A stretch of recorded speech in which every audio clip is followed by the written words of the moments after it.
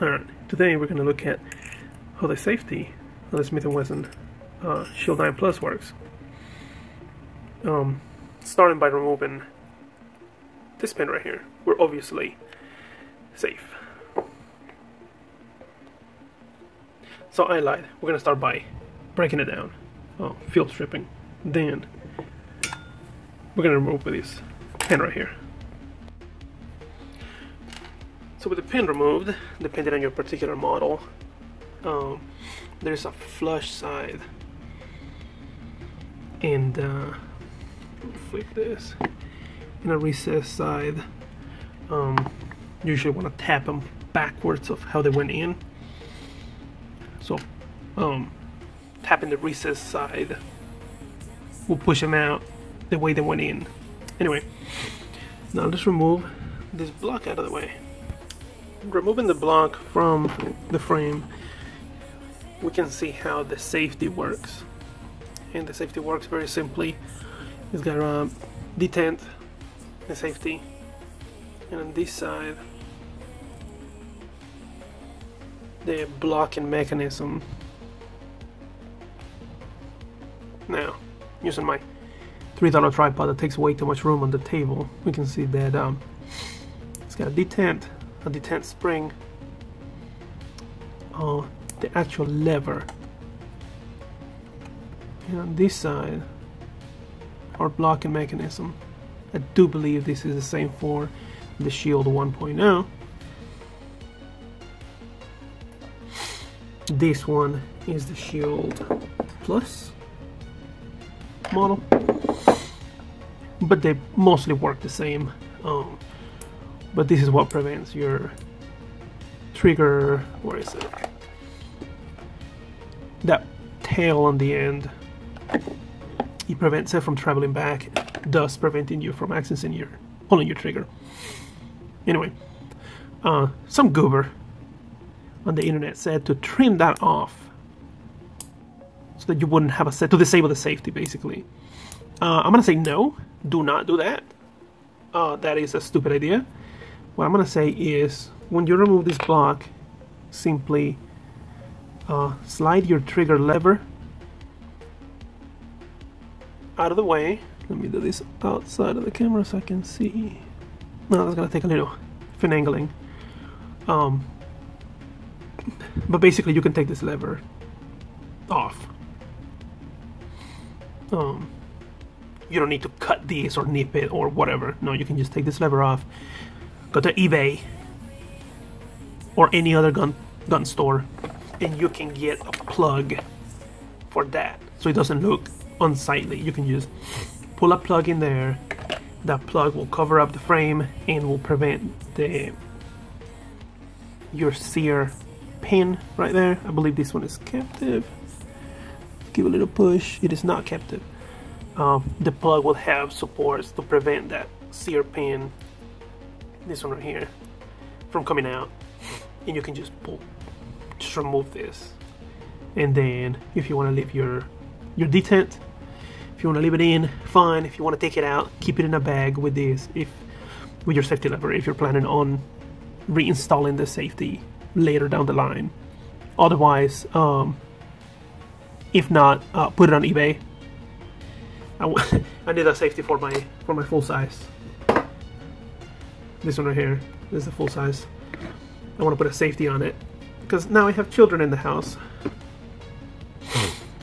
and I like that extra level of safety in case of whatever. Yes, I keep my gun secured just for the feels. I do realize that safeties don't do much, but make you feel safe. So there you go. Alright, so basically I figured it out. You swing this down to this point, and then you will swing it out, pop, and then you pick it up from the floor, and then this detent, it just comes right out. Let's try that without having to pick it up off the floor. Oh, almost. There it is.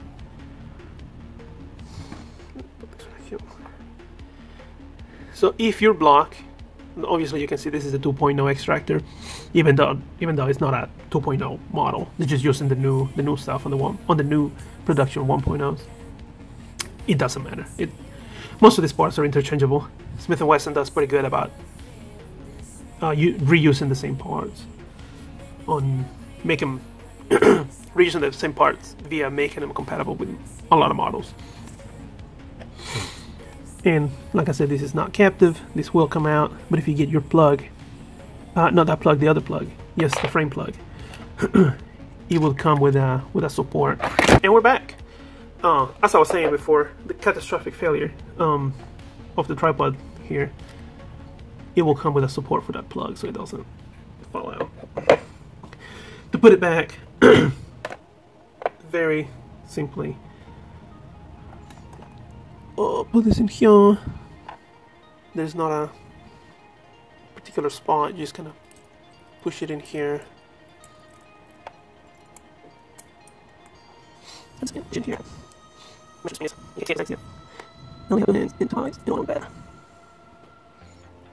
You need to push against his face and then push it in without loosening it to the ether. Just a second. It's better if you have it closer to your body for better leverage. Now,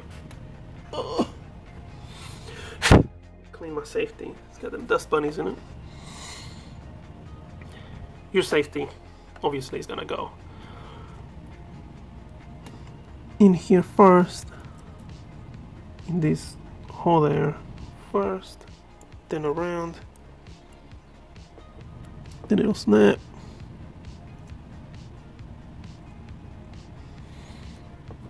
Swing around, and then pop. Use your pin pretender to make sure it still works. I don't know how you feel about oiling my safeties. I like my safeties to be buttery smooth. So I'm gonna put just if I can get the lighting right. Just this much. Oh, let's try it again.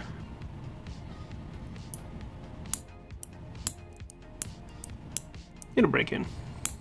This is a new buy for me. Bought it not 6 months ago. No. Haven't had time to shoot it all that much. Wipe the excess off and we're in business. Anyways, to put it back in the gun, you already know. You already know what it is. Pull this.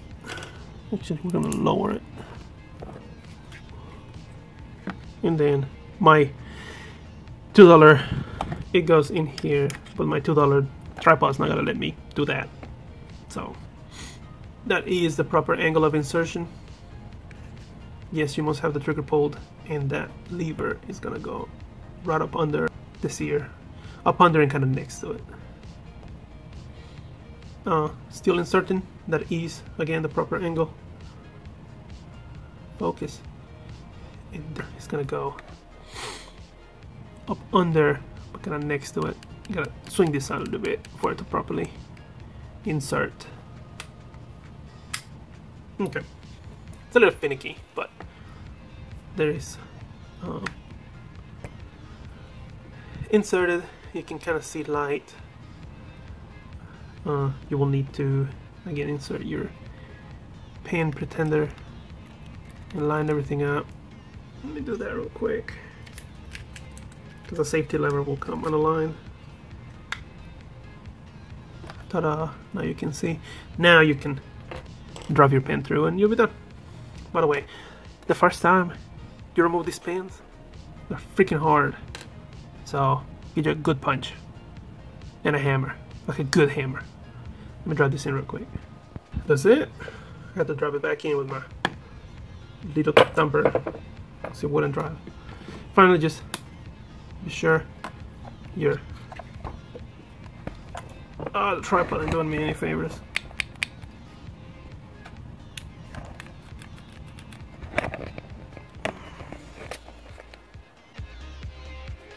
Make sure your safety's working. This That's it. Anyway, thanks for watching.